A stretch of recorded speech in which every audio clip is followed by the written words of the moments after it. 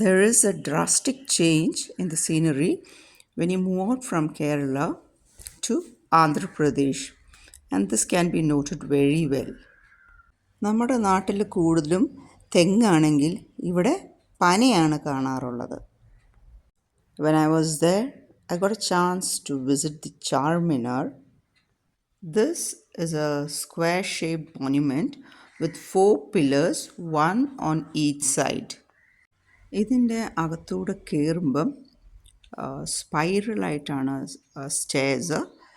കുറച്ച് സഫക്കേറ്റിംഗ് ആണ്, പക്ഷേ ഇടയ്ക്കിടയ്ക്ക് അവർ ലോങ് ആയിട്ടുള്ള വിൻഡോസ് ഉണ്ട്, which has a nice intricate lattice work. അപ്പോൾ അതിലേക്കൂടെ എയർ കയറും, and then you feel more relaxed over ദേ.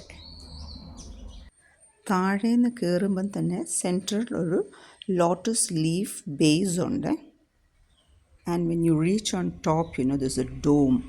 അതിലും you can see those very nice designs on it. കുഞ്ഞു കുഞ്ഞു ഡിസൈൻസ് നല്ല രസമായിട്ട് അവർ ചെയ്തിരിക്കുന്നത്. It's worth watching.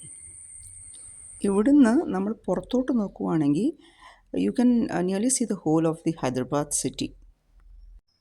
തെലുങ്കാനയുടെ parliament house രാത്രി കാണാൻ നല്ല രസമാണ്. Will just watch the sunset being mirrored to the martyrs building. ഈ ബിൽഡിങ്ങിനെ ലാംപ് ബിൽഡിംഗ് എന്നും പറയും. At present this is world's largest seamless stainless steel structure. മറക്കാത്ത ഓട്ടോ യാത്രയും ട്രെയിൻ യാത്രയും ഒക്കെ ആയിട്ടാണ് തിരിച്ചു വന്നത്. I also tried some local food stuff, that the lady was selling in the train.